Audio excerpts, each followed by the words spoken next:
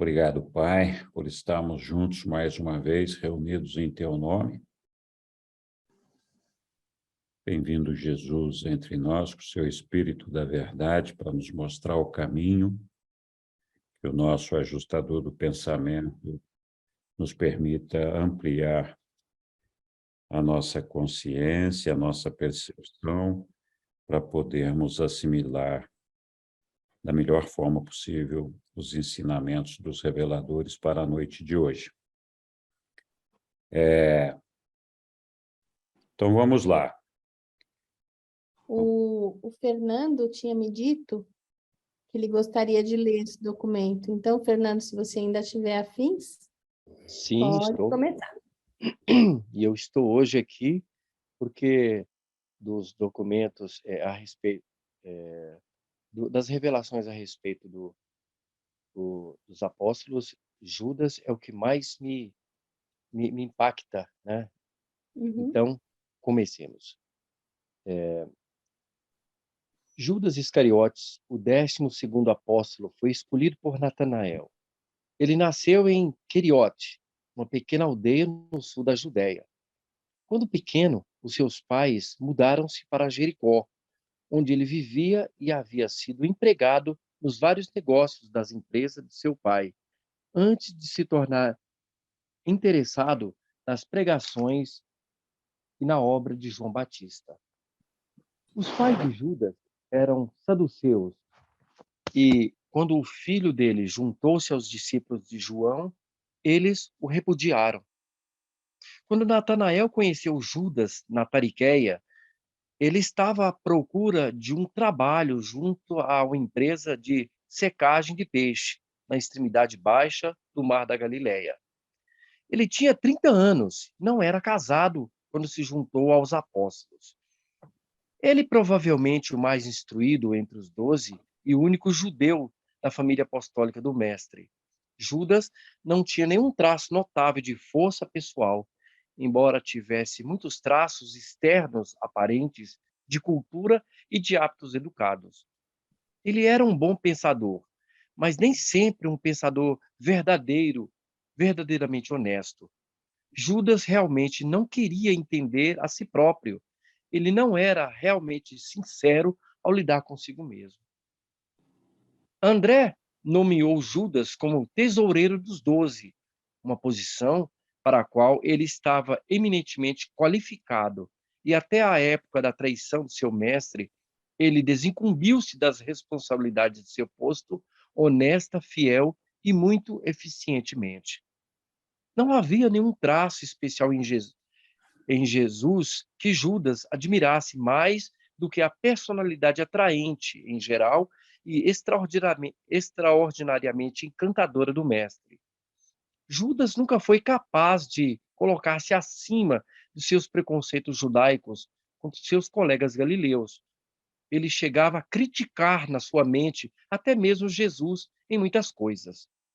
A ele, a quem os 11 apóstolos admiravam como o homem perfeito, como o único digno de ser amado e o mais importante entre os 10.000, é que este presumido judeu muitas vezes ousava criticar no seu coração. E realmente ele acalentava a ideia de que Jesus fosse tímido e mesmo um pouco receoso de afirmar o seu próprio poder e autoridade. Judas era um bom homem de negócios. Era necessário tato, habilidade e paciência, bem como uma devoção meticulosa para conduzir os assuntos financeiros de um idealista como Jesus, sem falar da luta com os métodos desordenados de alguns dos apóstolos na condução dos negócios. Judas realmente era um grande executivo, um financista capaz e previdente, e era de uma organização persistente. Nenhum dos 12 jamais criticou Judas. Até onde podiam enxergar, Judas Iscariotes era um tesoureiro sem par, um homem instruído, um apóstolo leal, se bem que alguns amavam Judas, ele era realmente um deles. Ele deve ter acreditado em Jesus, mas duvidamos que ele tenha realmente amado o Mestre de todo o coração. O caso de Judas ilustra a verdade daquele ditado, abre aspas, há um caminho que parece justo a um homem, mas o fim dele é a morte. Fecha aspas. É de todo possível ser vítima da ilusão pacífica da adaptação agradável aos caminhos do pecado e da morte.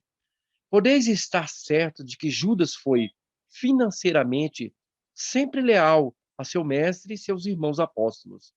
O dinheiro nunca haveria sido motivo da sua traição ao mestre.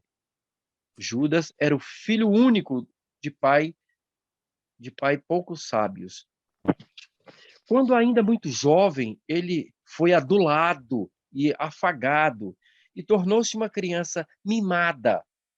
Quando cresceu, passou a possuir ideais exagerados sobre a sua própria importância. Tornou-se um mau perdedor.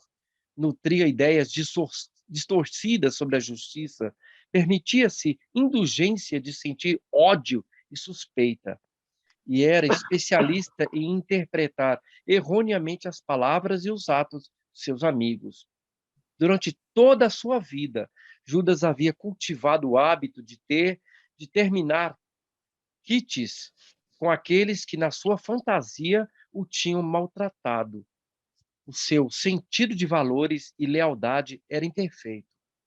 Para Jesus, Judas foi uma aventura com a fé. Desde o começo, o mestre compreendeu totalmente a fraqueza desse apóstolo e sabia perfeitamente bem dos perigos de admiti-lo na comunidade. No entanto, é da natureza dos filhos de Deus dar a todos os seres criados chances plenas e iguais de salvação e de sobrevivência.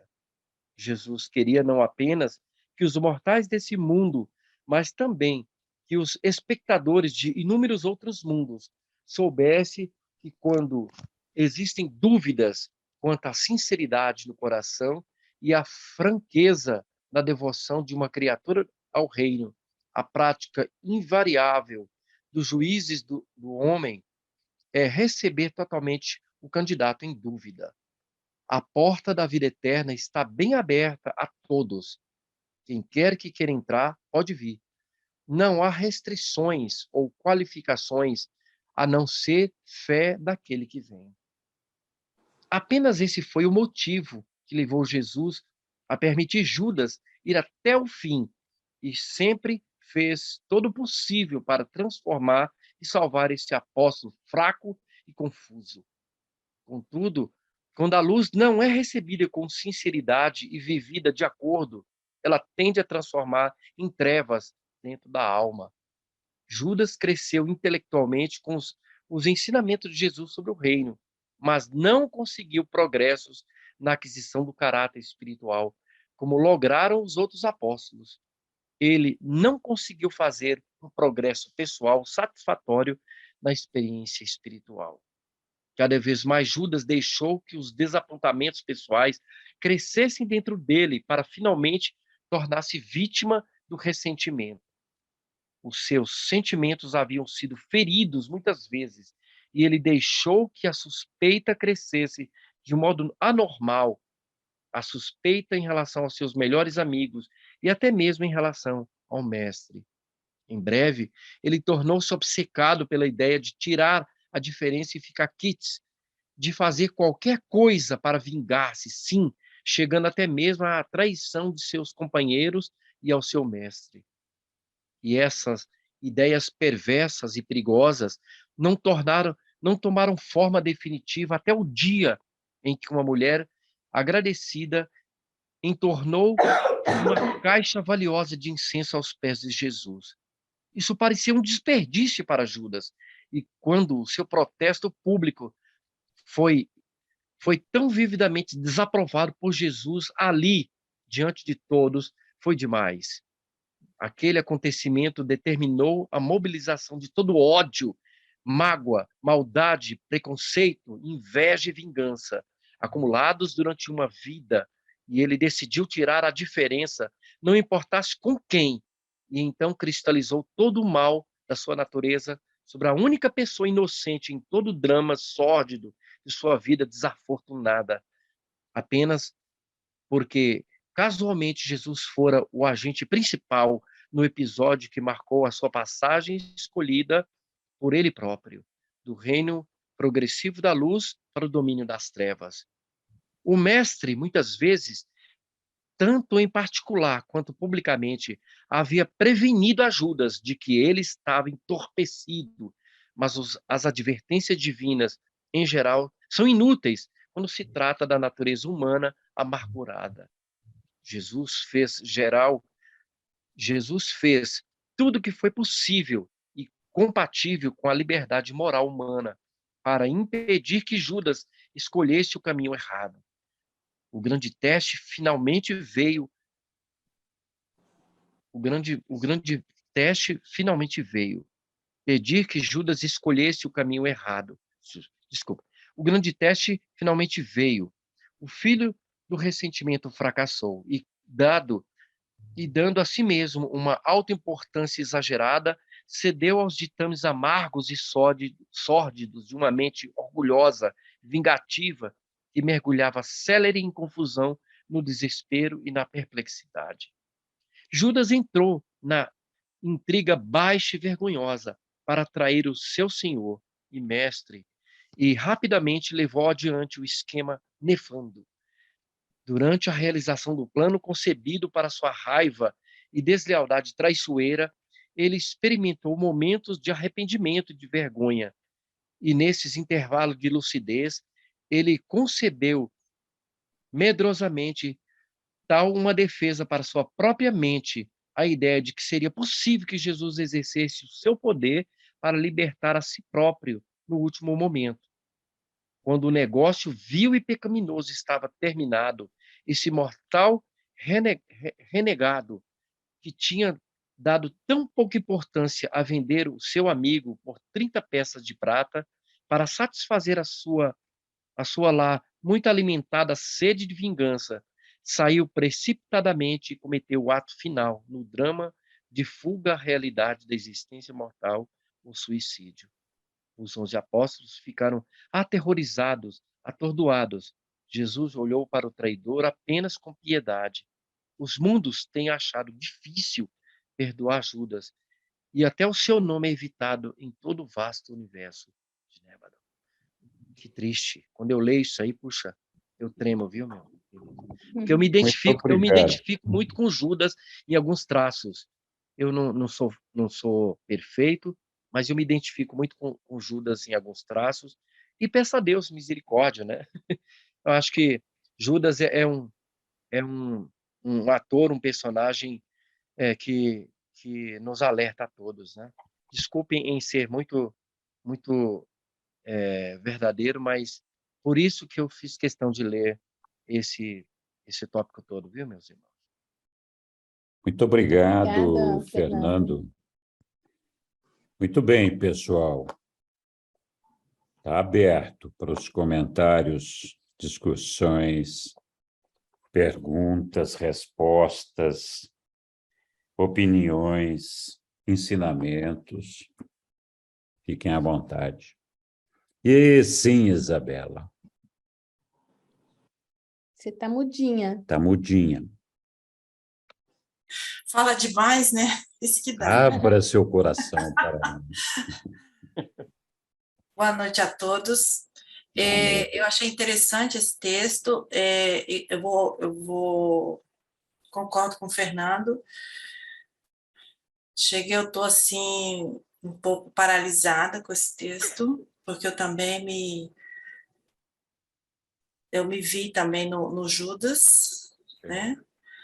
E uma questão que me chamou a atenção do Judas é que ele não queria se conhecer, ele não queria saber quem ele era, ele não queria fazer curso do que ele gosta, como é que ele gosta, por que ele gosta, o que ele não gosta.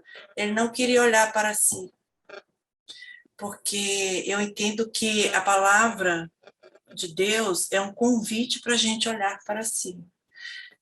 E só assim a gente consegue a nossa libertação, a nossa consciência. Então, ele não queria. E ele tinha uma aparência de bom moço, de um moço equilibrado, de um moço qualificado, uma pessoa de boa família, um empresário, um filhinho do papai e da mamãe, né? Bem protegido, bem cuidado. E nunca ninguém imaginou que ele podia fazer aquilo ou aquilo outro. E o mestre, ele gostava da personalidade do mestre, mas ele achou que não era muito... o revelador disse que não era, talvez, com muita sinceridade. E o que me chama a atenção é que ele não era sincero. Se ele não se conhecia, ele não podia ser sincero e verdadeiro com ele. Então, ele com ele não existia uma conexão. E ele tinha ressentimentos, eu também achei interessante, que ele se ressentia. Por exemplo, alguém falou alguma coisa com ele ficava com raiva, mas ele não falava com a pessoa, ele não dizia que aquilo incomodou, coisa parecida, né? Interiorizava. Ele interiorizava tudo isso, essas mágoas, ia crescendo, envenenando ele por dentro, né, Isabela? Exatamente. E aí, o que acontece quando a gente faz isso? A gente tem problemas digestivos normalmente, né? Não processa. O sistema digestório não funciona bem quando a gente faz esse tipo de movimento. Então, ele se autoenvenenava quando ele fazia esse movimento do julgar, do criticar o outro, né? E os valores de lealdade dele eram deformados, foi isso que eu entendi, não eram corretos, eu acho que em razão da família, dos valores da família, da cultura da família dele. E é interessante, eu posso ler a palavra de Deus, eu posso estudar a palavra de Deus, uma boa moça, uma boa menina, um bom menino, mas se eu não recebo no meu coração com sinceridade, com franqueza, isso vai virar uma sombra contra mim. E ele tinha também uma facilidade de se autovalorizar, se colocar como uma pessoa de muita importância. Então, eu sei, né, assim, eu domino, eu sou bonita, eu posso falar alguma coisa assim, eu sou forte, eu sou aquilo. Era o bambambam. Sentiu-se o bambambam. E depois, quando ele fazia isso, que ele ficava com raiva do outro, e que ele engolia as coisas, e ele não processava isso dentro dele, ele se colocava numa condição de vítima do ressentimento. E aí vinha a vingança, a raiva, a mágoa. E Jesus, muito dócil, ele acabou, de certa forma, provocando o gatilho dele se expressar e dele mostrar isso, né? E naquele momento que ele mostra as mágoas, a raiva. Então, quando a gente vai engolindo esses ressentimentos, quando a gente mostra de uma vez, é um terremoto, né? Aí, uma bomba atômica, né? Então, Jesus disse que ele estava entorpecido, esses valores estavam cristalizados nele. A gente tem que ir buscando, trabalhando, estudando a gente, sentindo, observando, porque senão a nossa mente ela pode ficar entorpecida. E mesmo que venha Jesus estava na frente dele, ele não conseguia entender isso, ele não conseguia perceber isso, mesmo Jesus fazendo as advertências, a mente dele estava, vamos dizer assim, dopada, né? Ela estava, não vou dizer surtada, mas ela estava fora da casinha, ela não conseguia perceber, ela não conseguia sentir. Eu achei isso muito interessante. Isso me chamou muita atenção e eu vejo que é o meu dia a dia e eu tenho que fazer, orar e vigiar, estar de alerta e olhando sempre para mim, sempre, até morrer, para que a minha mente não fique entorpecida. e eu posso virar um Judas a qualquer momento, se eu não ficar cuidando da minha mente, da minha pessoa, e não procurar ouvir boas músicas, não procurar falar boas coisas, não procurar falar com as pessoas, tipo assim, Fernando, olha, Fernando, eu não gostei disso, daquilo, ouviu, Fernando? Mas você me perdoa, Fernando, por causa disso, daquilo outro. Então, assim, eu tenho que conversar, eu tenho que falar dos meus sentimentos, dos meus interesses, mas saber falar isso sem magoar o outro, mas despertando no outro, algo no outro, que ele perceba também algo nele, né, que caberia, que aquilo também, quando a gente está numa relação, é 50 por 50, então não é porque eu fiz e eu sou a vítima e o outro nada, não, todo mundo é autor, é 50-50. Não tem essa história para mim, né? Eu entendo assim, o meu óculos. E achei muito interessante esse negócio aqui. Desculpe a demora, obrigada. Imagina. Muito obrigado, Isabela, por abrir seu coração aí e manifestar. Então, quem mais quer se posicionar com relação ao nosso querido Judas?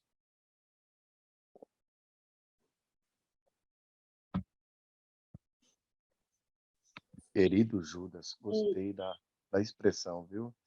Temos que odiá-lo não, né? Só porque ele traiu o mestre, né? Ele traiu também a si próprio, né, Henrique? Querido Judas, o final desse item aí da revelação diz que o universo nem gosta de tocar no nome dele, né? Por que será, Henrique? E a gente chamou ele agora de querido Judas, né? Pois é.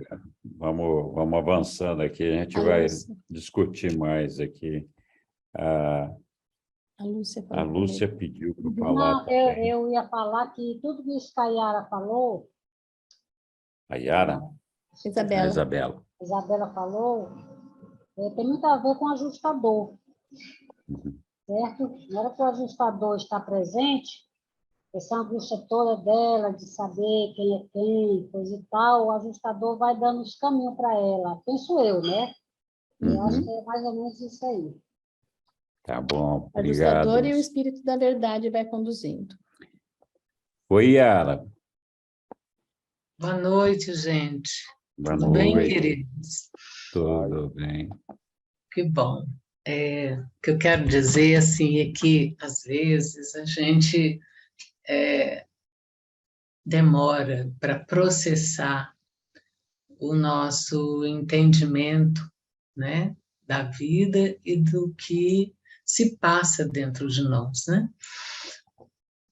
Acho que Judas, ele se perdeu e tinha uma coisa curiosa, é que Jesus o tratava com carinho. E teve uma passagem, que eu não estou me lembrando onde, se foi aqui no livro de Urântia ou se foi em outro lugar, que Judas teria percebido que Jesus era carinhoso com ele.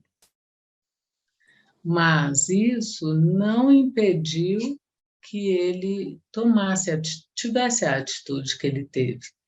Porém, me chama a atenção o fato dele não suportar e dele, né, dar o desfecho que ele deu para a vida dele. Então, o que eu quero dizer com isso? É que muitas vezes a gente se perde, mas de alguma forma, quando a gente tem a experiência de ser tocado ou tocada, no caso, né, ele foi tocado diretamente por Jesus. Ele foi tocado por esse conhecimento que não estava ainda, ele não estava ainda no amadurecimento dele pronto para receber, mas ele foi tocado. E isso, de alguma forma, foi processado dentro dele.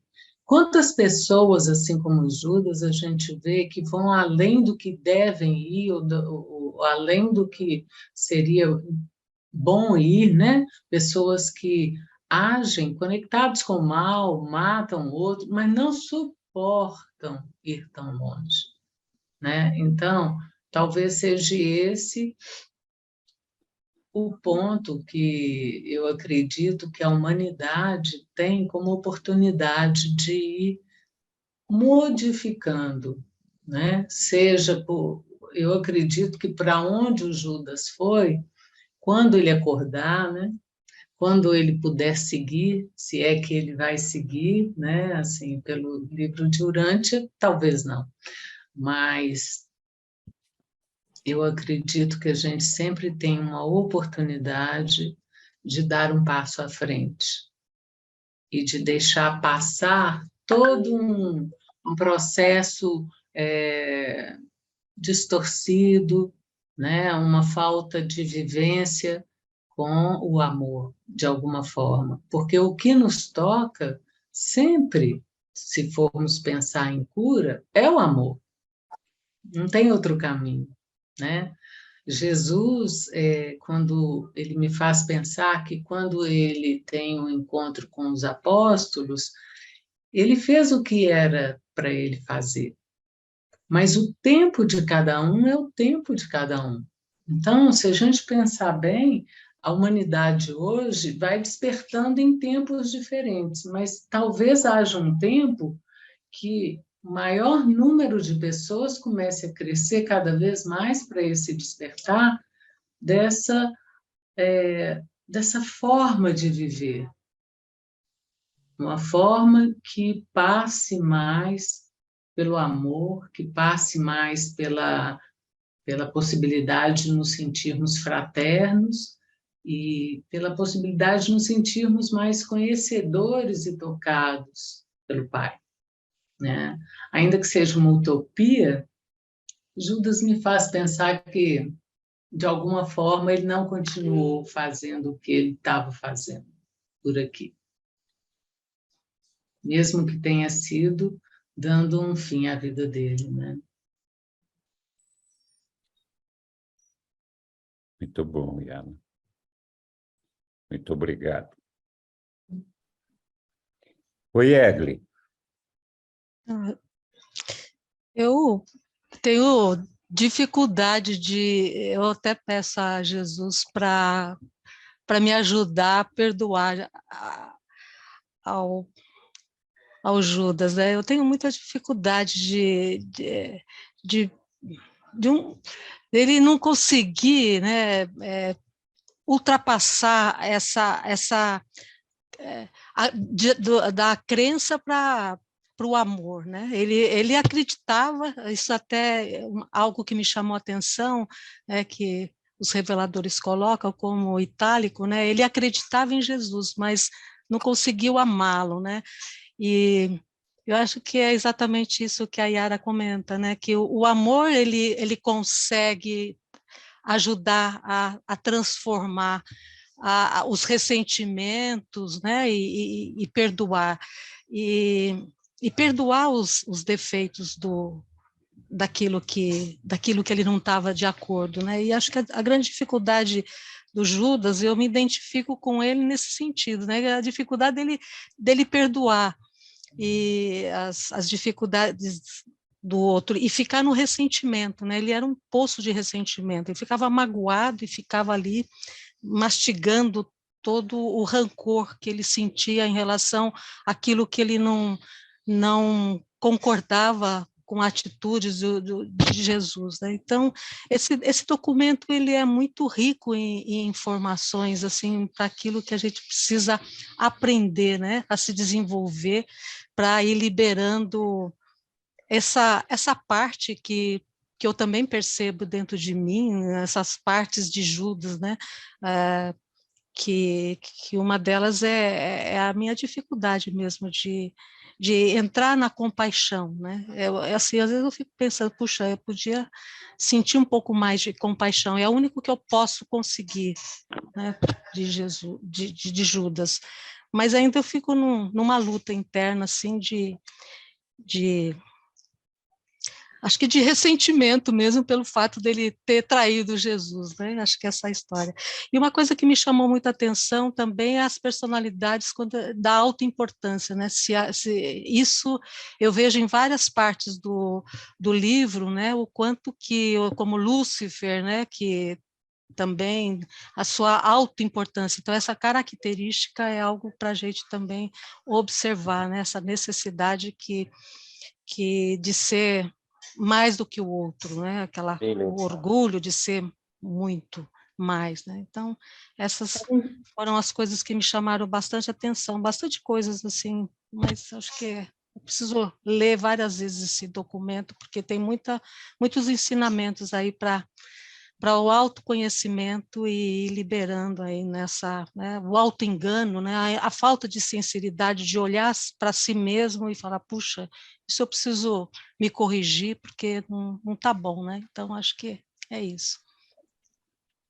Muito legal, Egli, muito obrigado. Concordo plenamente com você, Egli. E isso também eu fico pensando várias vezes, até no nosso mundo aqui mesmo, né? Quanta necessidade que as pessoas têm de se autovalorizarem, né? De provar para os outros que elas são melhores, mas não num sentido bom, porque de uma certa forma isso é bom também, você tentar melhorar sempre, tentar sempre fazer mais, etc. Mas quando a gente leva isso para um lado doentio mesmo, né? De exacerbação do ego, aí isso fica bem complicado e pode te destruir. Muito bom. Boa noite. Posso falar um pouquinho sobre o Judas, que eu já li? Claro, Maria. não só pode como deve. E Judas traiu Jesus, isso é uma coisa que eu li, mas ele não acreditava que Jesus ia morrer. Ele ia se safar, como diz na linguagem de hoje. Jesus não ia morrer, porque ele era um Deus, ele não ia morrer. Então, Judas, assim eu li, ele entregou Jesus, mas sem acreditar que Jesus ia morrer. Ele acreditava que Jesus não ia morrer. Quando ele viu que Jesus morreu, aí ele foi e se matou.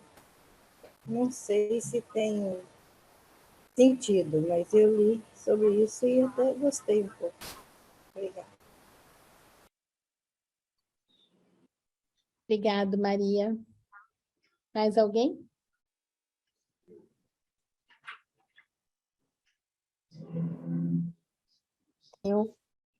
Eu? Quem é que falou eu? Ilse, pode falar.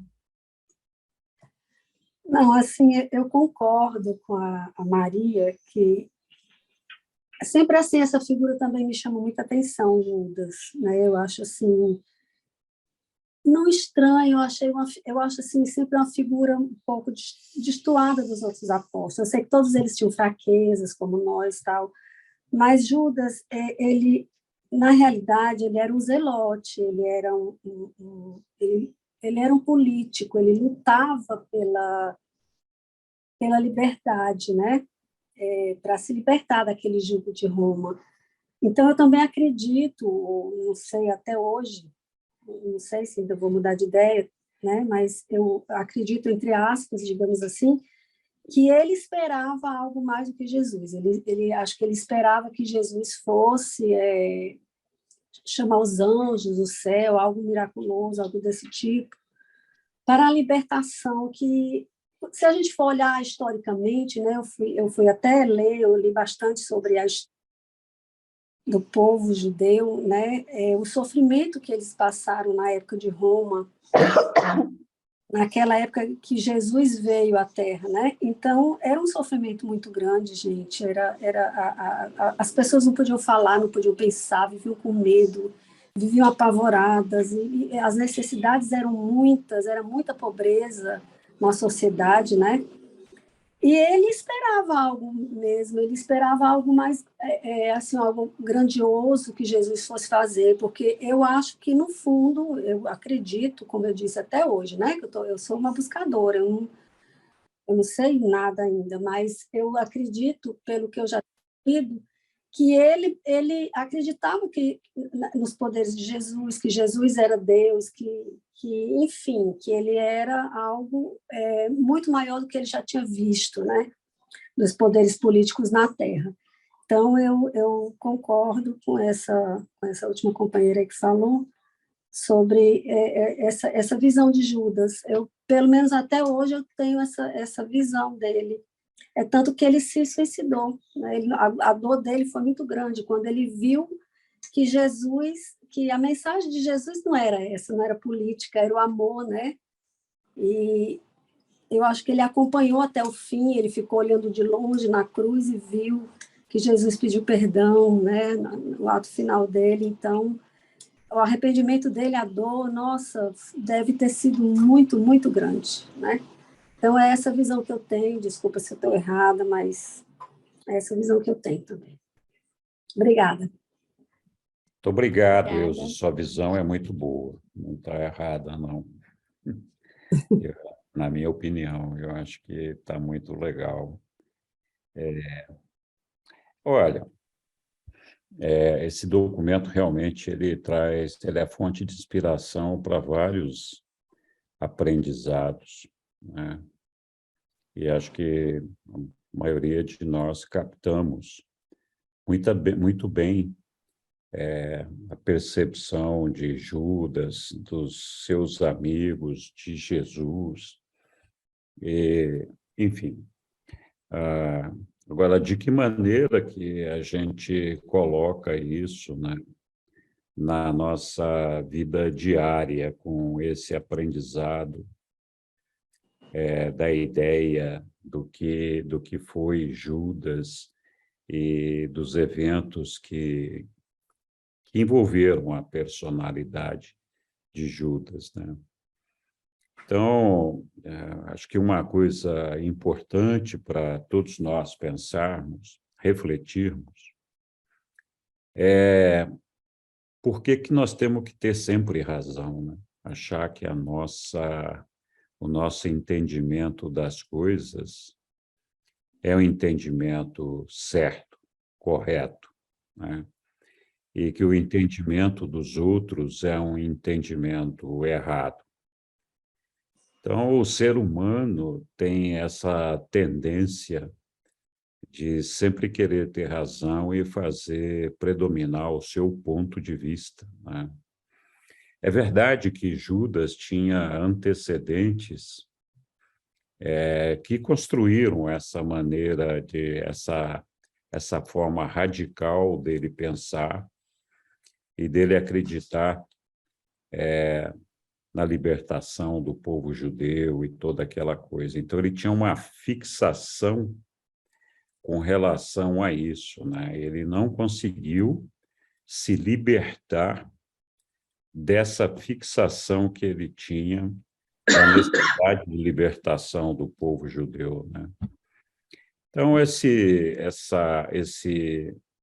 sentimento, ele é muito emblemático para todos nós. E todos nós deveríamos fazer uma reflexão muito profunda com relação à nossa maneira de ver as coisas, né? De sempre achar que nós somos os donos da verdade, somos aqueles que estão com a razão, e poucas vezes ter essa abertura de mente e de coração para ouvir as outras pessoas, para assimilar novas ideias, novos conceitos e tudo mais, né? Então, é aí que mora o perigo, né? Judas se perdeu nessa fixação dele, que nada mais é do que buscar um valor que, na verdade, não tinha a ver com o valor da mensagem de Jesus, daquilo que Jesus estava pregando, né? Então, outras vezes aqui nós já discutimos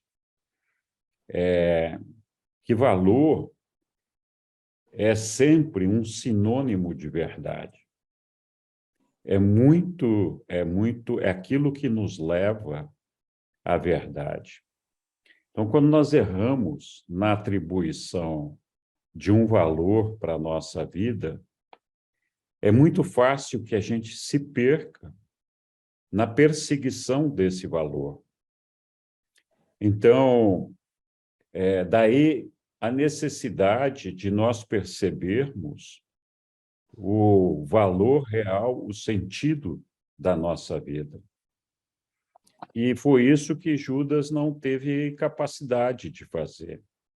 Então, é claro que as preocupações políticas dele eram legítimas, mas essas preocupações políticas dele não representavam, de maneira nenhuma, o caminho para ele chegar ao reino de Deus, o caminho para ele alcançar o Pai.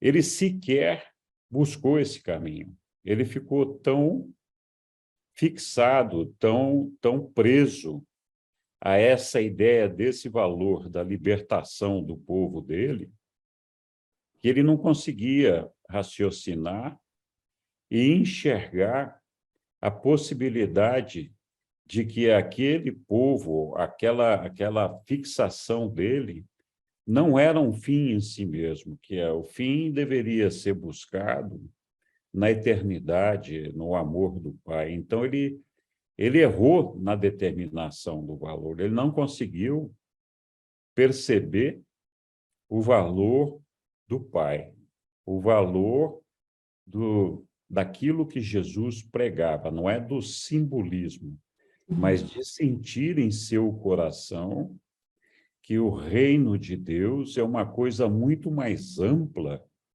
do que aquelas aspirações, aquelas ambições dele. Então, acho que Judas teve essa dificuldade de conseguir alcançar esse valor, de buscar essa determinação de valor, que é o que propicia a todos os homens o sentido de retidão, que é um exemplo vivo da vida de Jesus. Né? Então, nós podemos dizer, mas puxa vida, como é que eu vou perceber esse valor? Isso é um processo mesmo, né? Um caminho.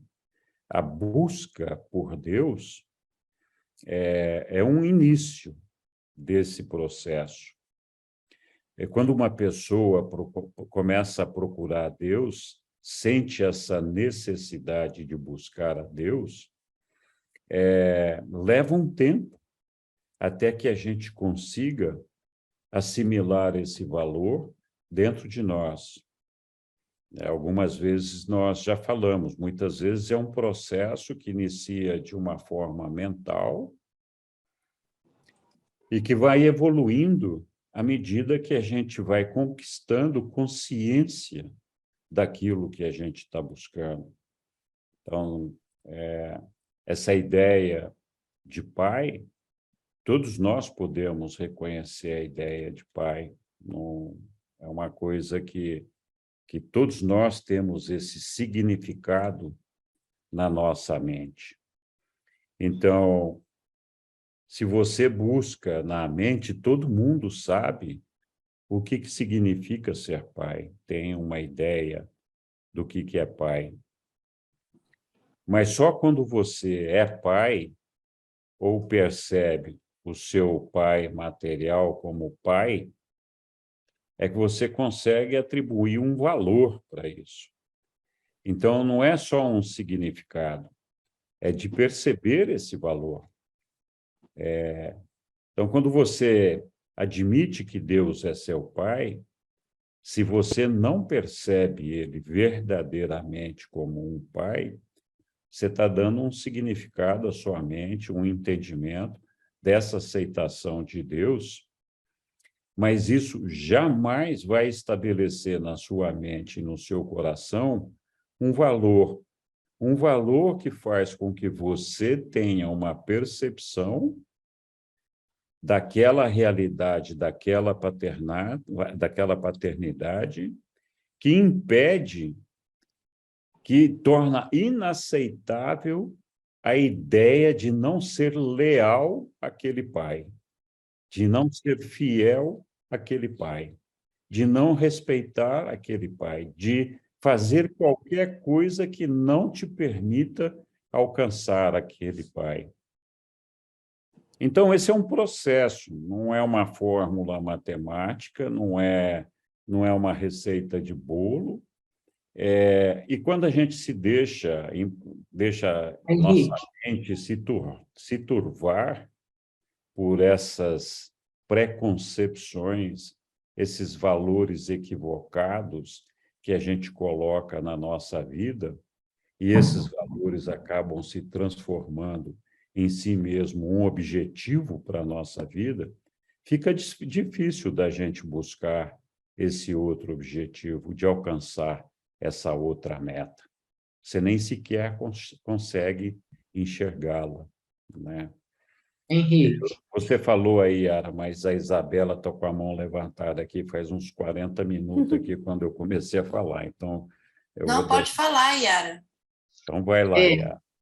Perdão, eu insisti porque eu queria te pedir, Henrique, para ir mais devagar, porque eu queria digerir um pouquinho mais suas palavras com relação a esse relacionamento com o pai, a essa questão do entendimento do que é o valor, né?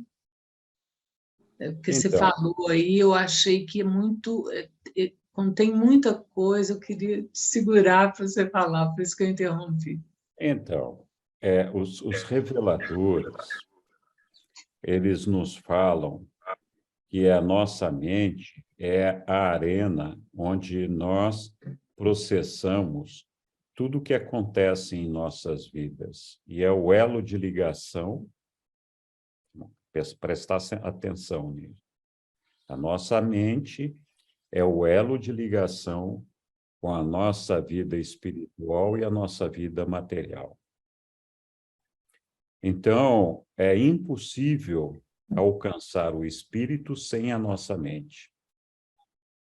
Assim como é impossível controlar a energia física, administrar a energia física sem um processo mental. Então, a mente, verdadeiramente, é a arena onde acontece tudo em nossas vidas. E nós temos, os reveladores nos contam que o conhecimento, a educação, a expansão mental, ela acontece na nossa mente.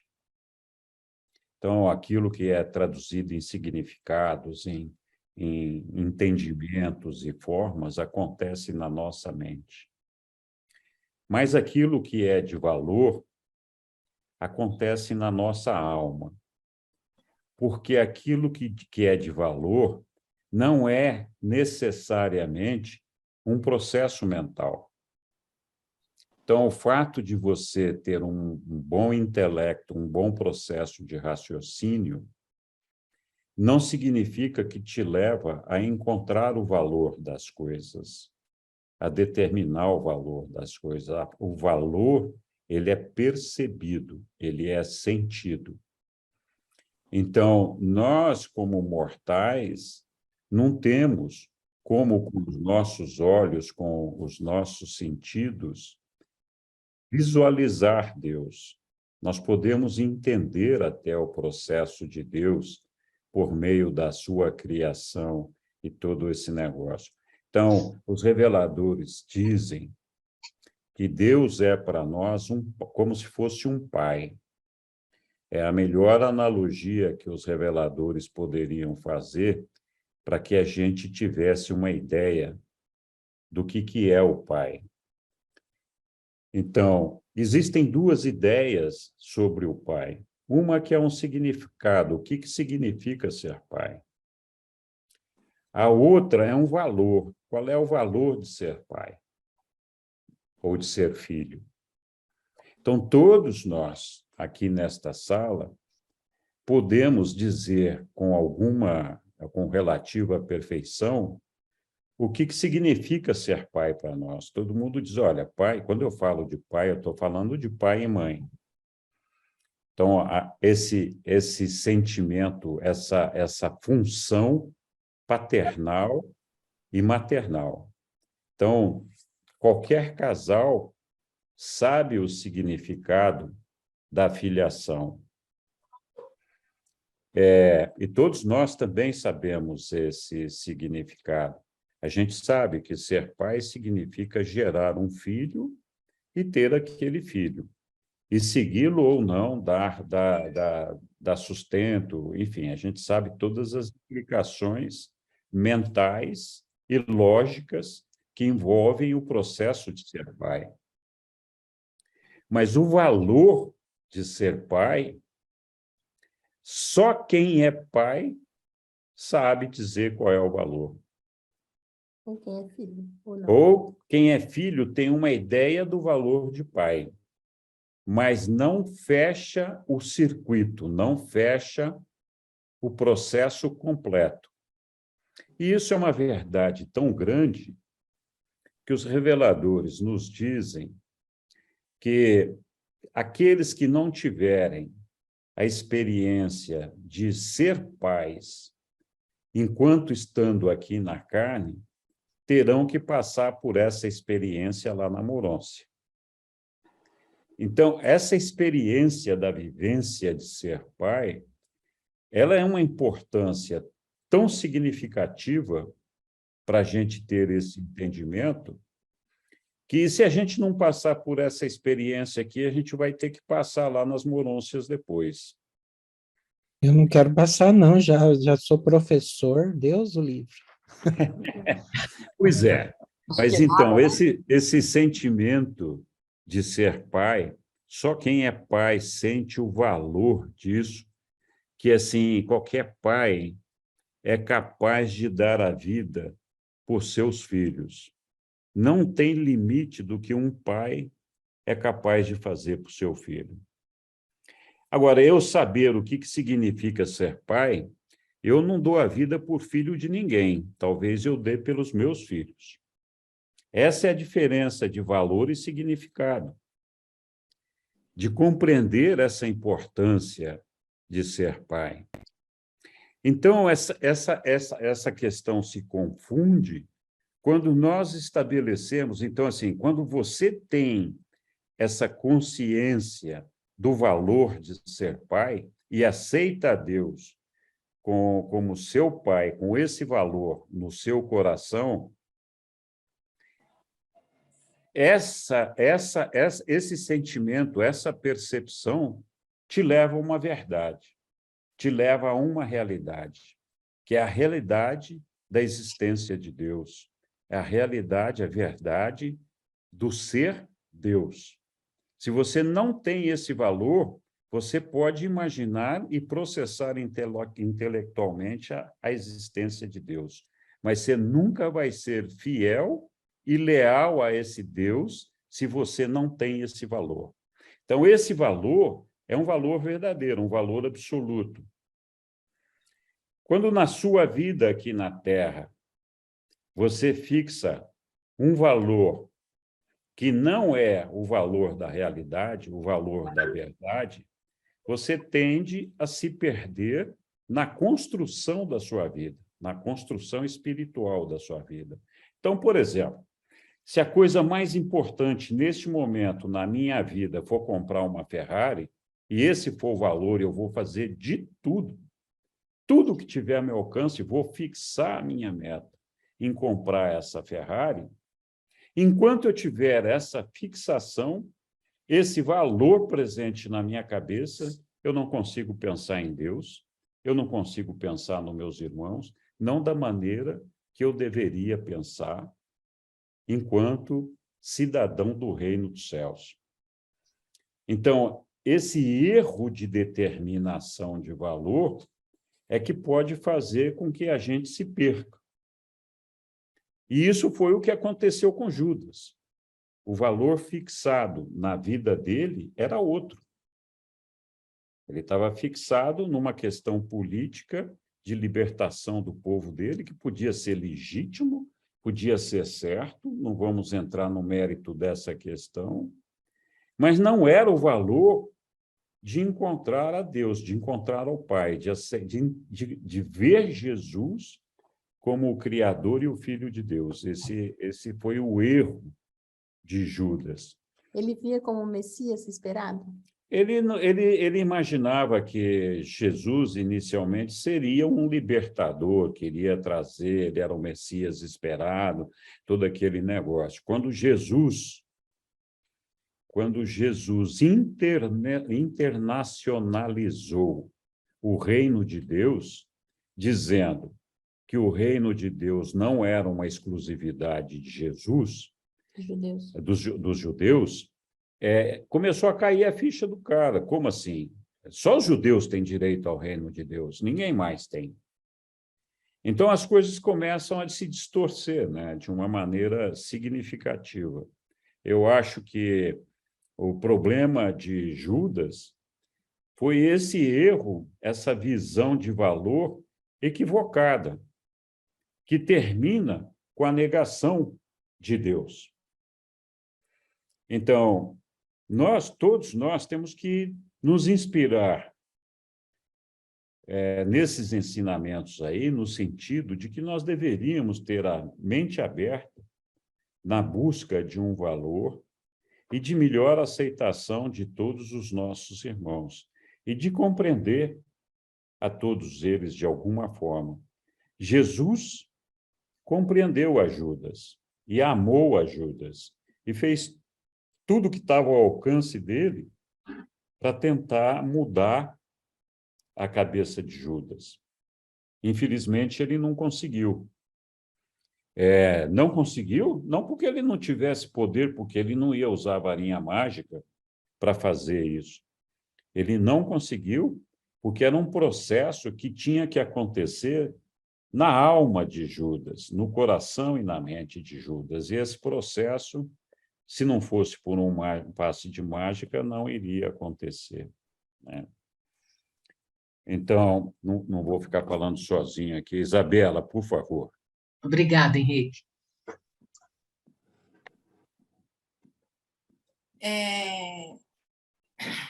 Henrique, do que você estava falando, eu achei interessante, porque o valor, para mim, ele vem da cultura. E o que é a cultura? É o cuidado. A cultura, ela me ensina a me relacionar com o invisível. Então, quando eu falo, eu estou trazendo o invisível, a visibilidade. Quando eu faço, eu estou trazendo o invisível, a visibilidade. Então, o que acontece conosco hoje? Nós temos a mídia. A mídia, ela passa valores, ela passa princípios, sei lá, e isso vai congelando, cristalizando, sem a gente perceber, na nossa mente. Então, o culto à violência, o culto às mulheres, né? A violência às mulheres, às crianças, aos próprios homens, banalizar o assassinato, e banalizar a corrupção, banalizar o assédio moral e físico mesmo. Então, a cultura, ela vai passando isso na ordem do invisível, da mente. E pelo que eu entendi, Jesus dizia aos apóstolos: vocês têm que orar, porque vocês têm que buscar dentro de vocês a orientação de Deus para que vocês consigam passar, porque aqui não é fácil. E me parece que o Judas ele ficou congelado nesses valores. Afinal de contas, foram passados pelos pais, pela família. Então, assim, ele tinha que fazer um esforço de ter consciência de si. Você viu que Jesus, ele não pôs o dedinho, ele deixou que ele fizesse esse trabalho, esse esforço. mas eu creio assim, que só a presença de Jesus, sem ele fazer nada, vibrava ali naquele lugar e alterava, de certa forma, a consciência das pessoas, do planeta todo, eu acho. E mesmo assim, a cristalização desses valores na mente dele continuaram, ele não conseguiu passar por isso. É igual nós hoje. O que é informação, o que não é informação, esse horror de internet, isso vai cristalizando. Foi feito um teste de games, já tem um tempo, eu não vou dizer a idade, para vocês não acharem que eu sou antiga, eu sou uma jovem senhora, mas fizeram um teste, e nesse teste, uns 600 crianças no Japão, acho que foi a Nintendo, que foi logo que trouxe os games. As crianças, elas vomitaram, elas desmaiaram, elas tiveram epilepsia e tal. O que houve? O jogo de cores, a velocidade, o ritmo, a frequência, altera a vibração mental, provoca isso nas crianças. Tanto que os jogos de games da Nintendo eram os melhores. Eu não sei hoje, que eu não acompanho mais. Então, assim, tem várias formas. A forma de você fazer marketing, convencer as pessoas de tomarem remédio, porque elas vão ter vida longa. Então, assim, esses valores são muito perigosos. E a única saída nossa, pelo que eu entendi aqui no texto, é que nós temos que olhar para nós. E nós devemos estar em constante oração. Por quê? Porque é ali que vai dizer sobre o engano do valor. Esse valor que você está vendo não é correto. Se você continuar nessa condição, você nem está percebendo. Presta atenção, Isabela, acorda, olha aqui. Então, assim, aí você... Porque você vai achando normal ver certas coisas que não era normal. Então, eu acho que a única saída é olhar para si, tomar consciência de si e buscar Deus nessa oração, e ele vai te dando, igual a Sori estava falando, e a Lúcia, ele vai te orientando, te dando o caminho para que você consiga superar isso. E não é fácil, você não percebe que você está indo para o caminho errado. Você vai se acostumando, quando você vê, você já está lá no meio do mar, e aí você não tem nada para nadar, para voltar, você não sabe nem a distância de que você está do continente. É isso aí. Obrigada. Muito obrigado, Isabela. Eu tenho uma porção de comentários depois sobre tudo que você falou aí, mas eu vou dar oportunidade ao Aélio de manifestar a posição dele aí. Vamos lá, Aélio. Boa noite a todos, bom vê-los. Muito provável que o que eu vou dizer já tenha sido dito, mas eu vou me arriscar. O documento 139 todinho não trata propriamente das virtudes e das qualidades de Jesus, o que ele era ou deixava de ser. A rigor, ele trata das características de todos os apóstolos, e o revelador coloca a coisa de uma maneira bastante sucinta, dizendo o que era antes de começar a obra, de se juntar ao projeto, de estar com Jesus, o que realizou durante e o que realizou depois. A bem da verdade, a mim interessa muito mais o que foi realizado depois. Por quê? Porque Jesus era especial e dispensa a apresentação. Aqui chovendo molhado, que faz sentido a gente falar de Jesus, que somos unânimes em relação às qualidades de Jesus. Onde é que a coisa pega? Em relação aos apóstolos. Por quê? Porque nós podemos guardar alguma semelhança, alguma simpatia, alguma afinidade, alguma identificação com a gente mesmo, nos nossos dias. Eu me pareço muito com A, com B, com C, com D, enfim. A verdade é que, no mundo evangélico, se diz o seguinte: Deus não escolhe os mais capacitados. E aí pode-se falar, Jesus não escolhe os mais capacitados. Que bom, né? Então a gente tem alguma chance. Ele capacita os escolhidos.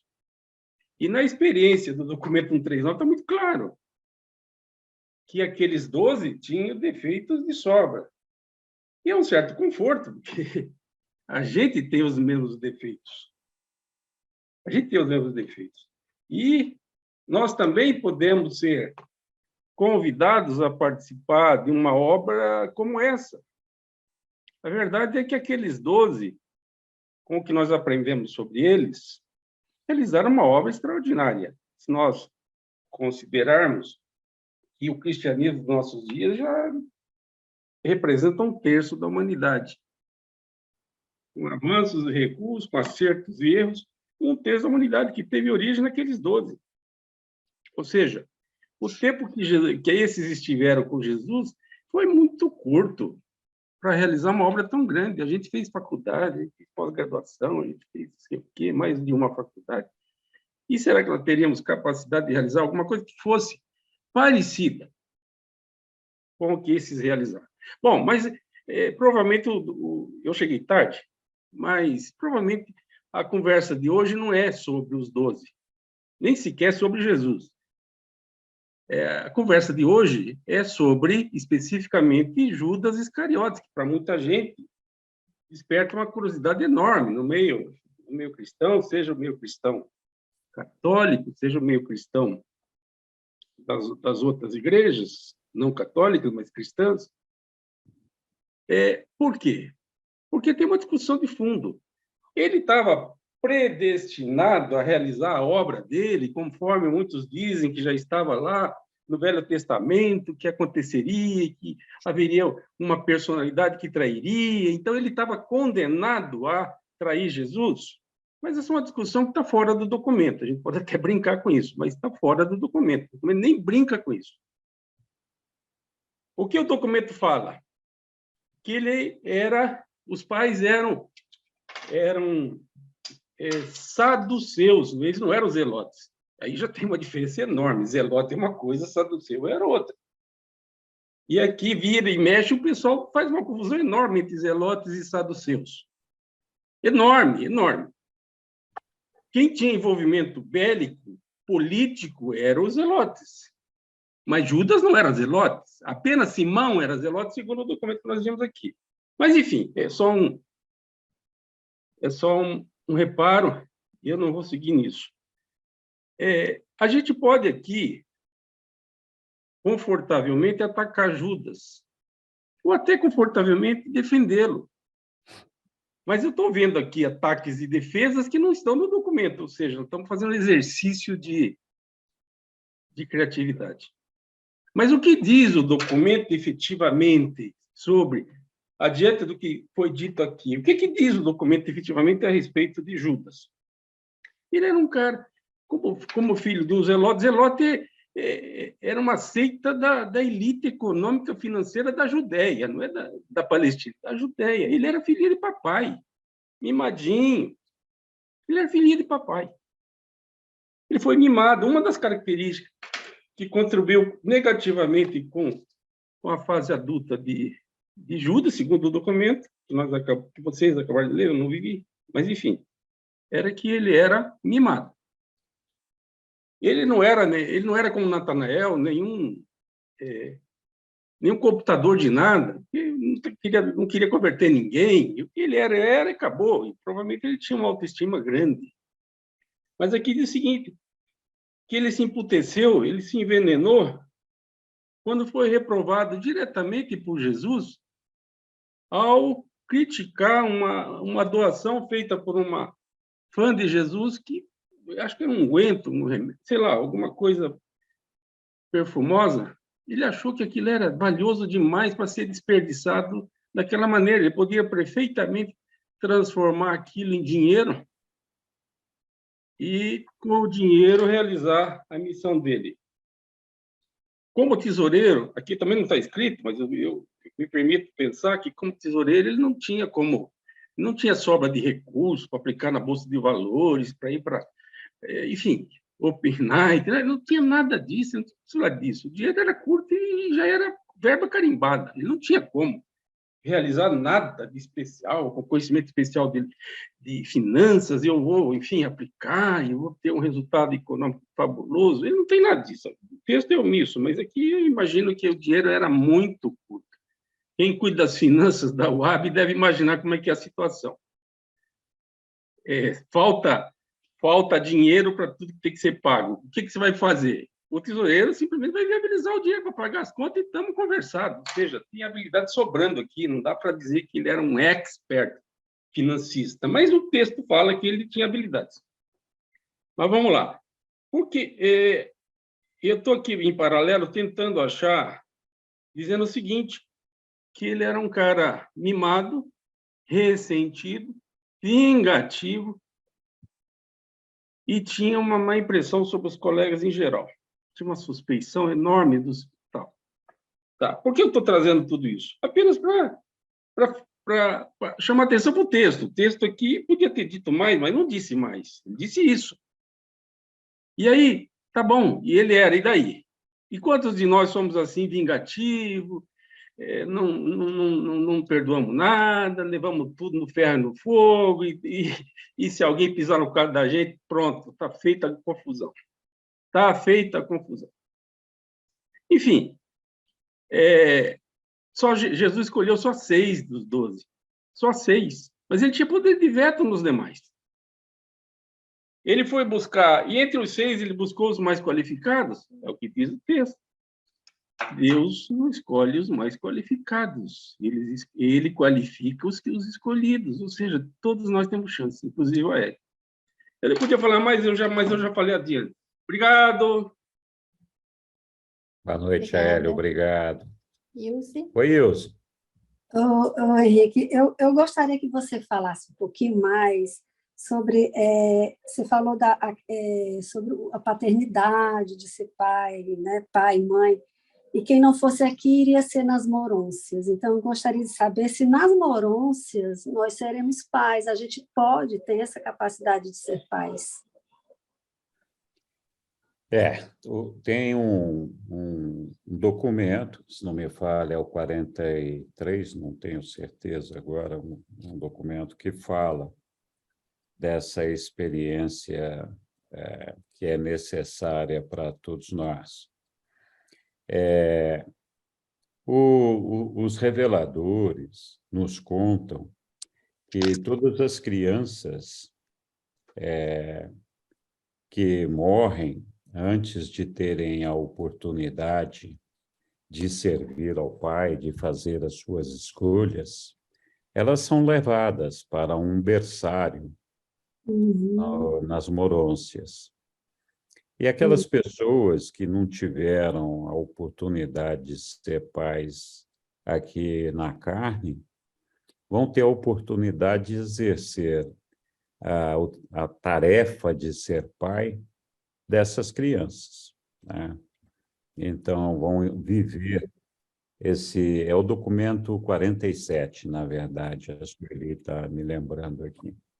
Então, acho que é importante que a gente tenha essa consciência de que ser pai é um valor. É um valor. Entendi, obrigada.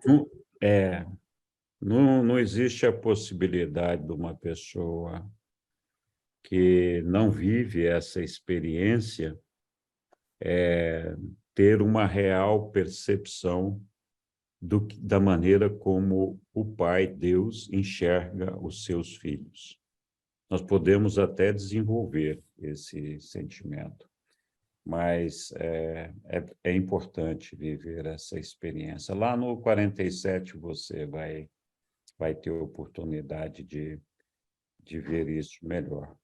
Obrigada. Mas eu queria aqui também comentar um pouquinho sobre o que a Isabela falou, e é verdade, nós frequentemente nos deixamos levar pelo materialismo, pela mídia, pelos jogos, pelo vício, ou dezenas de coisas que interferem na nossa vida, né? e que faz com que a gente acabe formando ideias e desenvolvendo princípios e desenvolvendo valores que frequentemente a gente acaba se frustrando. Quem nunca desejou ter alguma coisa e quando alcançou isso, depois de algum tempo não percebeu que aquilo ali não era tão importante assim, que não trazia toda a felicidade, tudo aquilo que a gente esperava. Quantas vezes a gente não se ilude com todas essas coisas, né?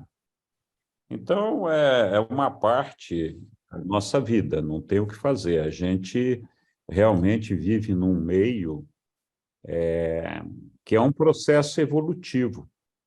É um processo que a gente vai construindo aos poucos. Não é fácil para nenhuma pessoa aqui vivendo neste mundo nosso alcançar a espiritualidade de Jesus. Não é realmente uma coisa que acontece todo dia. Não sei se aconteceu alguma vez, exceto por Jesus. Mas a verdade é que hoje nós estamos vivendo um processo que basta muito pouco, um pouco de esforço para que a gente consiga ter o direito de ressurreição. Então, a régua para cada um, ela muda. Então, tem alguma pessoa que o simples fato de desejar alcançar Deus já é suficiente para ter essa oportunidade de alcançar Deus. Alcançar Deus, fazer o bem, tudo isso. Tem algumas pessoas que, à medida que vão se desenvolvendo, precisam evoluir mais do que isso. Aqueles que têm a oportunidade de se desenvolver espiritualmente, eles são mais cobrados que aqueles que ainda estão num processo muito incipiente para chegar até Deus. Então, o que eu quero dizer com isso é que se a gente for esperar que todo mundo alcance a fusão com o ajustador para chegar em Deus aqui na vida, vai ser complicado, né? A maioria de nós não vai para lugar nenhum, né? Então, a gente tem que compreender que o simples fato, por exemplo, de estarmos aqui reunidos e de, na nossa vida, no dia a dia, buscarmos fazer o bem, buscarmos não negar a Deus. E claro que a gente incorre em erros, é claro que a gente faz julgamentos errados, nós estamos aprendendo. Mas as coisas que nós vivemos aqui na Terra, que nós assumimos como um valor, existe uma distorção dessa ideia de valor. Porque aquilo que nós muitas vezes interpretamos como um valor aqui na Terra não vai para lugar nenhum, não é uma verdade.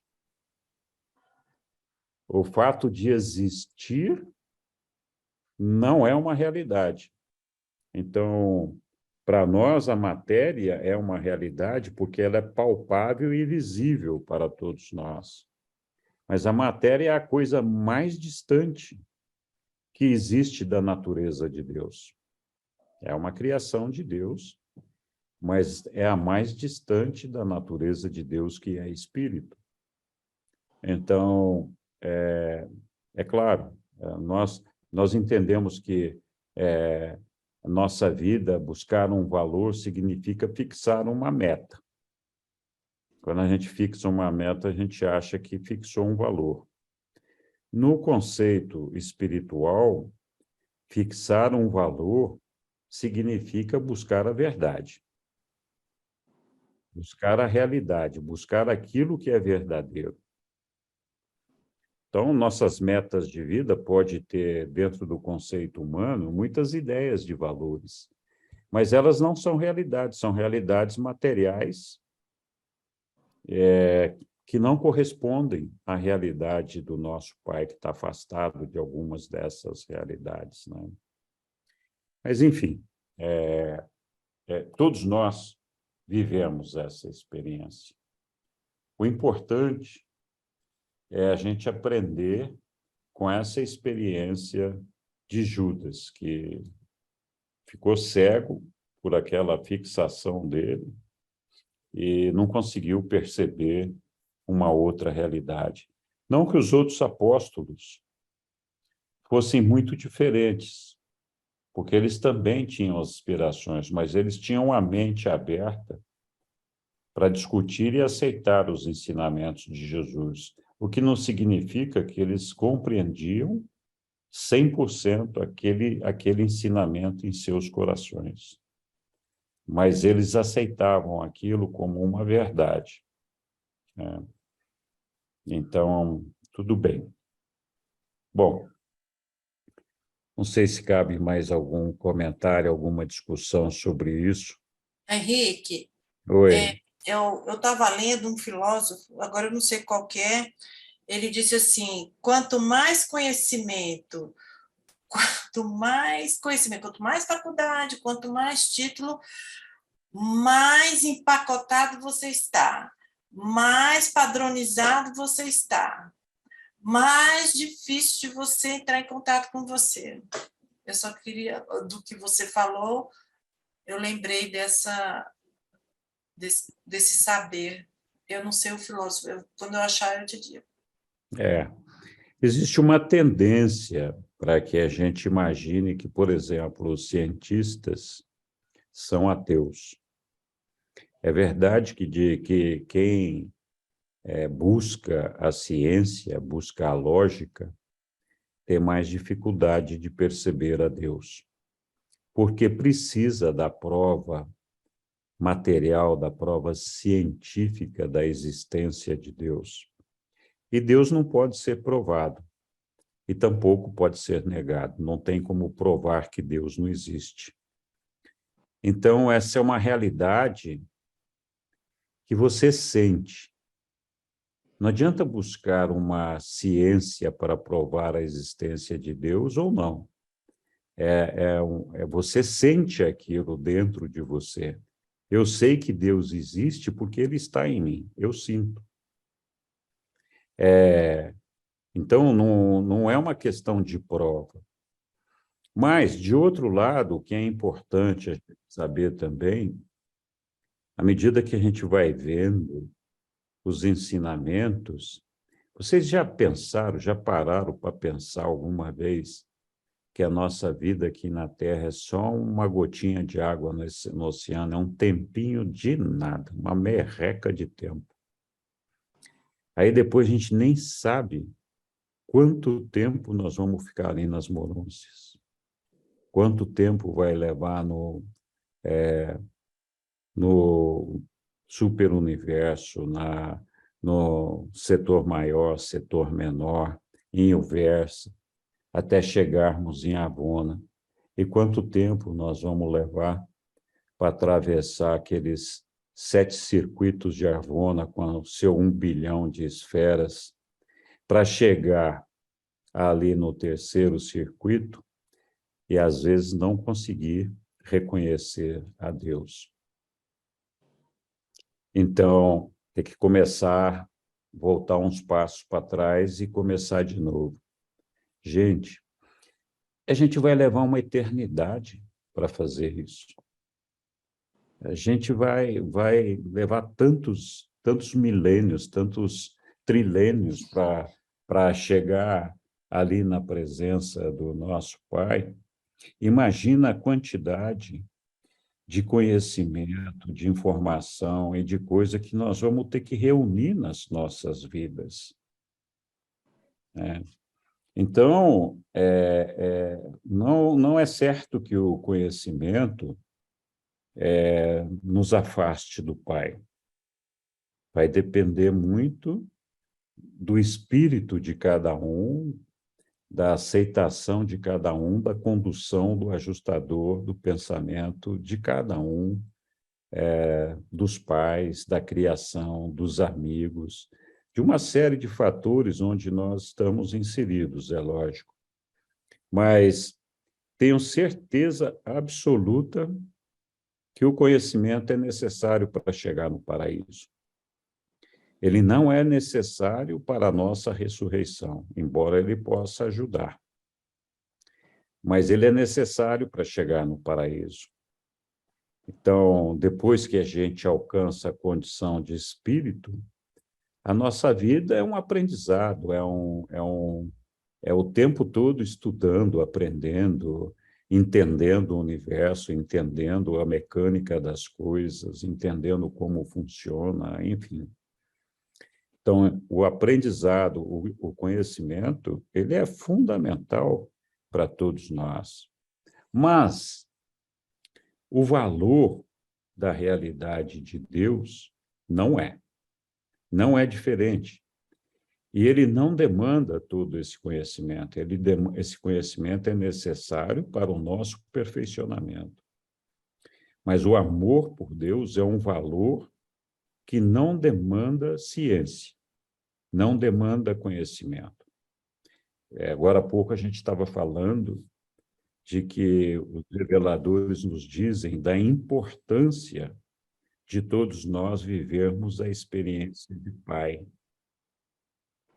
Então, é isso que faz uma grande diferença na questão do conhecimento, da posição social, cultural, econômica, etc. Você acha, ou algum de nós acha, que um pai rico, cientista, politizado, socializado, etc., sente mais amor por seu filho do que um morador debaixo da ponte?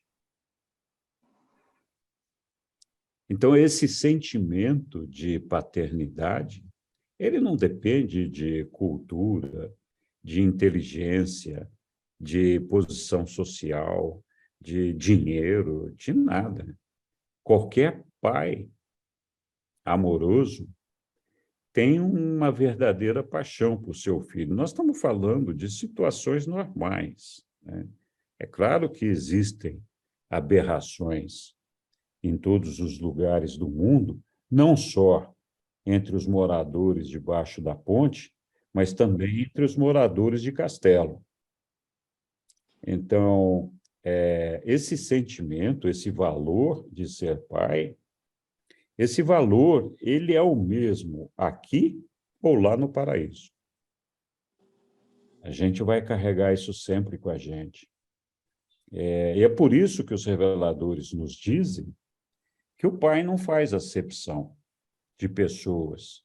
O Pai está na mente de todos os seres humanos aqui na Terra, de brancos, pretos, vermelhos, amarelos, homens, mulheres, gays ou não, como é que é? LGBTQ, que aqui ia mais, não sei o que fala, tem tanta letrinha já nesse negócio que a gente se perde falando tudo isso, né? Ou rico, pobre, bandido. Os bandidos, os criminosos, têm a presença do ajustador na mente deles.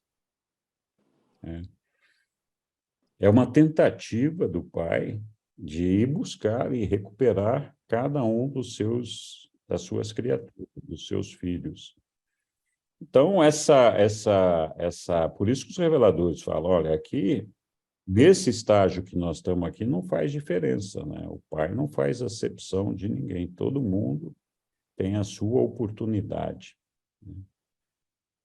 Então, enfim. Mais algum comentário, alguma observação? Estão me ouvindo? Sim, Tô, pode falar.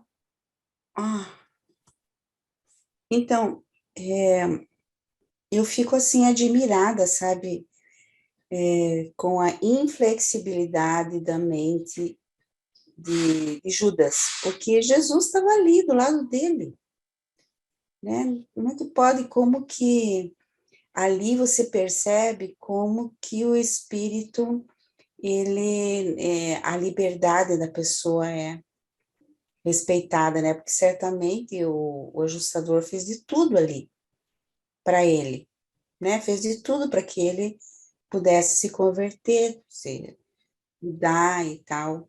Estão me ouvindo ainda? Sim, sim. É porque eu não estou mais enxergando vocês. Uhum. Mas Estamos então, ouvindo. a gente fica admirado, né? Como que pode uma pessoa ter feito isso, sendo que o próprio Jesus esteve ali do lado. Então, e gostaríamos que não tivesse acontecido, né?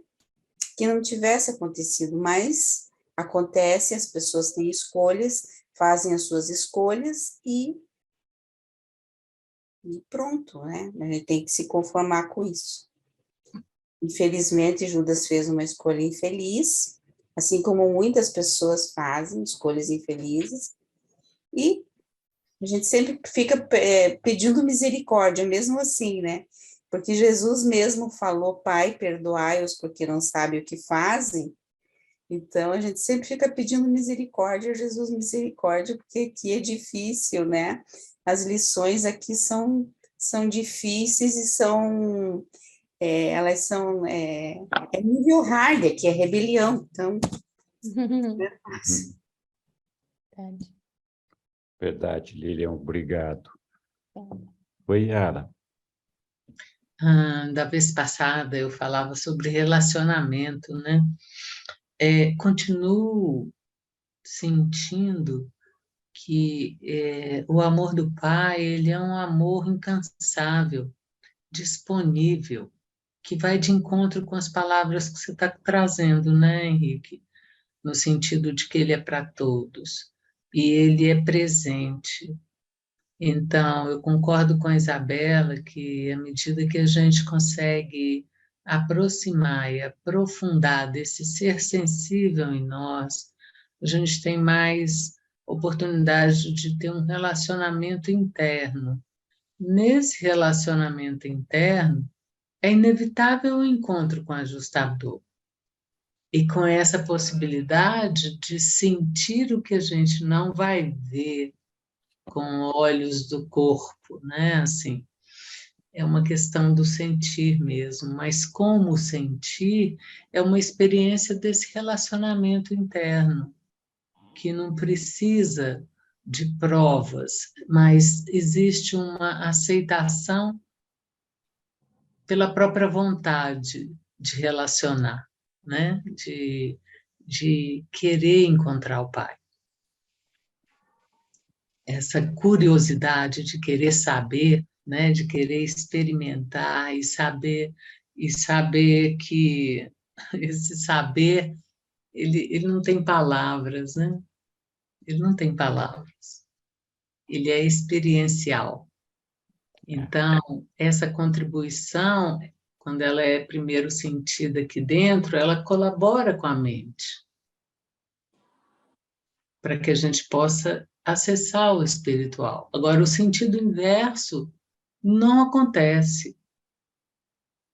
Então, na nossa ordem do sensível, que a gente vai encontrar o que a gente sabe. Todo mundo sabe o que é bem e mal.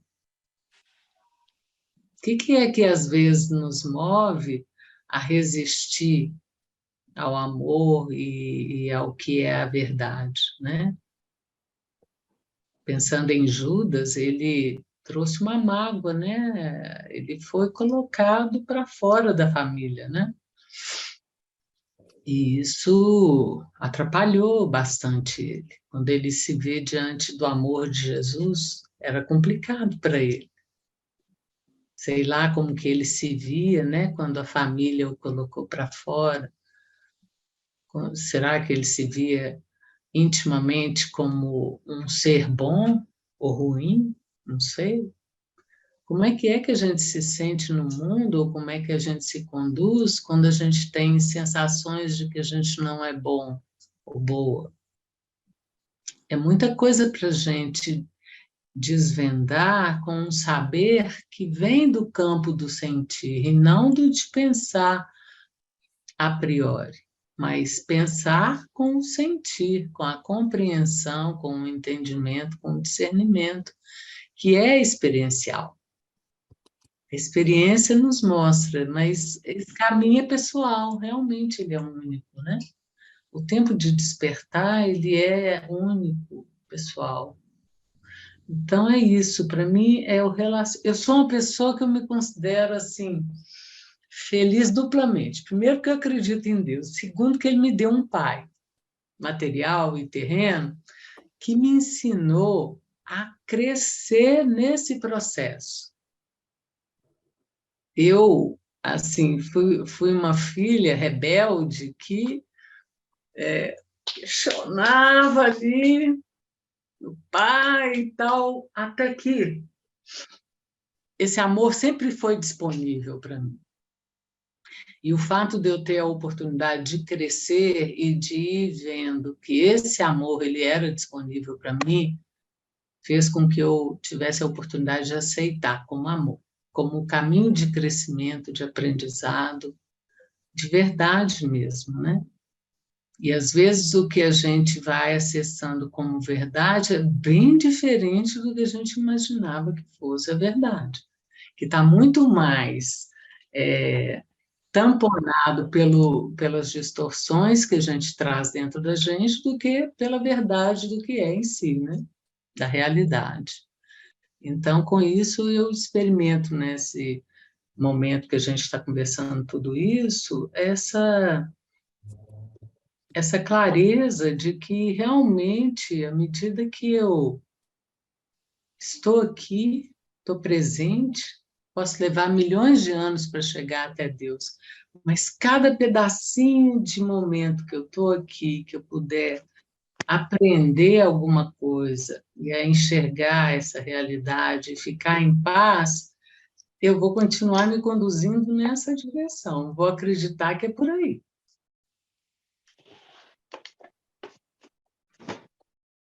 Tá certo. Muito bom. Obrigado, Yara. Obrigada a vocês também. Então, tá bom. Então, A tapeçaria nossa aqui, ela é junta, né? Mosaico. um mosaico, né? Esse que é o negócio. A gente sempre buscar o equilíbrio das coisas. E cada um colabora um pouquinho, né? Cada um colabora um pedacinho, né? Henrique, Oi. por favor. No final da exposição dos reveladores, quando fala que o universo não gosta de falar do nome de Judas, podemos inferir ou conjecturar de que ele teria um direito, quem sabe, de ressuscitar nas morôncias para ser perdoado? O que a gente pode tirar de inferência ou de conjectura a respeito do que é falado no arremate desse documento? Bom, eu acho que é muito difícil para qualquer um de nós fazer um julgamento seja sobre Judas ou sobre qualquer outra pessoa. Lúcio também, né? Nós não temos a menor condição de fazer uma avaliação disso, né? Isso aí, assim, os anciões dos dias são que vão dizer que valor Judas teve durante a sua vida aqui e se ele merece uma oportunidade de sobrevivência ou não. Então, eu acho que esse sentimento que, de repente, os mundos têm, as pessoas têm com relação a Judas, é por terem a percepção de que ele foi injusto com Jesus, que ele traiu a Jesus, essa questão toda. Que tudo bem, todos nós que amamos e adoramos Jesus, podemos ter dificuldade de aceitar, de entender o comportamento de Judas, e realmente não é nem para aceitar, nem para entender. Mas eu sempre me lembro de Jesus pregado lá na cruz, né? E Jesus dizendo, Pai, perdoai-os, porque eles não sabem o que fazem. Então, qual é a diferença daqueles que pregaram Jesus na cruz, da atitude de Judas, né? Será que Jesus perdoou a Judas? Eu acho que sim. provavelmente sim, ele perdoou a Judas, como ele perdoou como um pai. Talvez não seja a palavra dele que vá permitir a ressurreição de Judas, porque ele não tinha, naquela época, assim como não tem hoje, nem autoridade para decidir isso. Quem decide são os anciões dos dias, né? Então, eu acho que assim isso mostra o tamanho do amor de Jesus por todos nós. Ele pediu ao Pai que perdoasse aqueles que fizeram aquele julgamento equivocado dele, que perdoasse aqueles que o pregaram na cruz. E mais do que isso, né, aqueles que não entenderam a mensagem que ele veio pregar. Talvez A mensagem do amor do Pai para todos nós, né? talvez esse perdão que ele pediu na cruz, Pai, perdoa-lhes, talvez esse perdão alcança todos aqueles, né, que não entenderam os ensinamentos dele e a missão dele na Terra, né? Com Nos tempos certeza. dele e no futuro, né, de Jesus até os nossos dias, né? Então, Sabe, esse Pai perdoa-lhes porque não sabe o que fazem. Talvez esse perdão que ele pediu ao Pai, talvez alcance todos, né? Em especial. é preciso muito amor, né? E muito desejo, muito amor para que todas as almas deste mundo, todos os seres deste mundo se recuperem e possam chegar ao Pai. E acho que essa tem que ser a nossa missão, como evangelizadores, o de nos empenharmos em amar as pessoas como elas são, com o amor que Jesus tinha por nós. Nós deveríamos ter o desejo de que todos possam alcançar a salvação, possam alcançar o reino. Então, é uma coisa muito difícil de fazer, evidentemente. Nós somos levados por paixões humanas, às vezes incontroláveis. Mas a verdade é que essa é a tarefa, né? Nosso trabalho não é ficar julgando as pessoas, não é ficar julgando se pensa certo ou pensa errado, se deveria fazer assim ou deveria fazer assado, né? A gente, muitas vezes, se surpreende com comentário de irmãos a respeito de determinadas coisas, e a gente fala assim, puxa vida, nem parece que é leitor do livro de Urântia, né? Por quê? O leitor de livro de Urântia é santo, é imaculado, está isento de pecado, de erro? Não, é como todo mundo, nós estamos evoluindo e aprendendo, né? Então, não nos cabe o direito de julgar o comportamento e a atitude dos nossos irmãos. Não é esse o nosso trabalho. Nosso trabalho é de tentar ajudar a levar todos os que nos cercam até o Pai. Uma missão muito difícil, mas como Jesus falou alguma vez, olha, amar a quem te ama é muito fácil. Isso qualquer um pode fazer. Qual é o mérito em dedicar amor a uma pessoa que tem amor por você? Isso é normal. Qualquer indivíduo é capaz de fazer isso. O difícil é você se relacionar e conviver com as pessoas que te causam estranheza, que te causam incômodo, dificuldade de relacionamento e tudo isso, né? E não é fácil mesmo.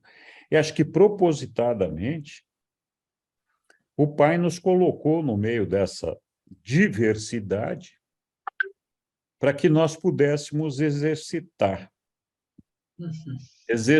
o nosso amor, a nossa compaixão, a nossa sabedoria, a nossa justiça, a nossa misericórdia, a nossa capacidade de olhar para o outro e dizer, puxa, como eu poderia, como eu gostaria de ter uma varinha mágica para fazer que essa pessoa não se perdesse e ela pudesse seguir no reino de Deus e um dia estar com todos nós ali no paraíso, né? Algumas vezes já discutimos outras oportunidades na condição de pais. Qual é o maior desejo que um pai pode ter para um filho? Eu acho que qualquer pai diria, não, eu quero estar com meu filho para sempre, qualquer mãe. Eu gostaria que esse filho, essa filha, estivesse do meu lado para sempre. Para sempre, gente. É na eternidade. E como é que a gente alcança a eternidade? Não é fazendo balé, não é estudando inglês. Isso ajuda. Mas ajuda mais desenvolver o espírito da criança, colaborar para que ela possa crescer, para ela ter uma noção do pai, do futuro dela como um ser que vai alcançar o paraíso, como um finalitor. Então, a gente investe muitas vezes muito tempo nas pessoas, nos filhos, em coisas materiais, em coisas que são de fato importantes. Não devem ser relegadas, afastadas da nossa vida, mas elas não podem, de maneira nenhuma, se sobrepor ao nosso desejo de ensinar, de mostrar, de falar do Pai para os nossos filhos, mostrar a eles, né, quem criou o sol, a florzinha bonitinha que a gente vê do nosso lado, o perfume, todas essas coisas, né? Então, acho que assim, é nossa missão, se nós queremos que essa pessoa esteja conosco na eternidade, ajudar essa pessoa a crescer e garantir a sua sobrevivência na eternidade. O primeiro passo para isso é ser exemplo, né? O segundo passo é trabalhar essas crianças que nos cercam para esse propósito. Então, a gente pode ficar horas falando aqui disso daqui, para justificar essa condição nossa de imperfeitos, de estar aí com essa oportunidade de evoluir e chegar até Deus. E eu sempre insisto, né? Todos nós sempre estamos procurando a receita de bolo, sempre estamos procurando qual é o botão que a gente tem que apertar, qual é o passe que nós temos que fazer para alcançar Deus, né? E nós já alcançamos, né? Nós só precisamos percebê-lo. Ele está dentro de nós, está na nossa mente, no nosso coração. Então, quando a gente consegue ter essa percepção de Deus dentro de nós, não tem nada que vai nos afastar dele. Nada, absolutamente nada. Então, é isso que nós temos que fazer, né? Infelizmente, muitos não têm essa percepção, como aconteceu com Judas, né? Que pena. Que pena que isso aconteceu com ele. Mas sabe lá, Jesus possivelmente o perdoou. Deixa eu só complementar. Por exemplo, para quem é pai ou mãe, quando um filho nosso faz alguma coisa errada, por mais errada que seja, de alguma forma, você sempre acaba tentando ver todos os pontos de vista daquela criança, daquele jovem, para tentar até justificar as ações dele. né? Ou dela, tanto faz. Então, eu acho que Jesus também, ele sabia todo o contexto e na minha opinião, ele avaliou tudo isso, e por isso ele o perdoou. E ele perdoou todos aqueles que o crucificaram, todos aqueles que não acreditaram nele e todos aqueles que ainda não acreditam. Por quê? Porque ele é um pai amoroso e misericordioso, né? Segundo, quando falam dos filhos criadores, o nosso Micael, que é o Jesus, é um dos mais misericordiosos e amorosos que existem entre os 700.000 Cristos Micaéis, né? Então, com certeza, na minha opinião, com certeza ele perdoou a Judas. Só que, como o Henrique disse, não é ele que tem que perdoar. Na verdade, quem tem que perdoar para que Judas possa continuar na sua carreira ascensional são os 3 anciões dos dias. E para quem quiser saber mais sobre esse assunto de sobrevivência da personalidade, eu vou aproveitar o gancho aqui, quarta-feira a gente vai ter uma aula exclusiva fora do nosso cronograma sobre a sobrevivência da personalidade, né? Sobre a carreira ascensional e a sobrevivência da personalidade na Escola Urântia. Então, estão todos convidados e tragam suas dúvidas. A gente sabe que esse é um assunto bastante complexo, a gente resolveu fazer essa aula porque a gente estava percebendo muita gente confusa, muita gente com dúvidas, então houve uma solicitação e a gente resolveu atender, porque esse realmente é um assunto bastante importante e que causa alguma confusão. Então, estão todos convidados para quarta-feira na Escola Urântia, a aula sobre a sobrevivência da personalidade e ascensão de nós mortais. Desculpa. Obrigado, Chuchu. Vocês se lembram, né? Jesus mudou aquela história da regra de ouro. Aquela história de amar-vos uns aos outros como a vocês mesmos, né? Como a ti mesmo. Jesus falou, não. Essa regra não vale mais. A regra que vale é amai-vos uns aos outros, como eu vos amei. E esse amor é o amor de pai, porque ele é nosso pai, nosso criador, enquanto seres humanos aqui na Terra. Então, a regra que vale é essa, amai-vos uns aos outros como eu vos amei, como eu que sou o vosso pai, vos amei.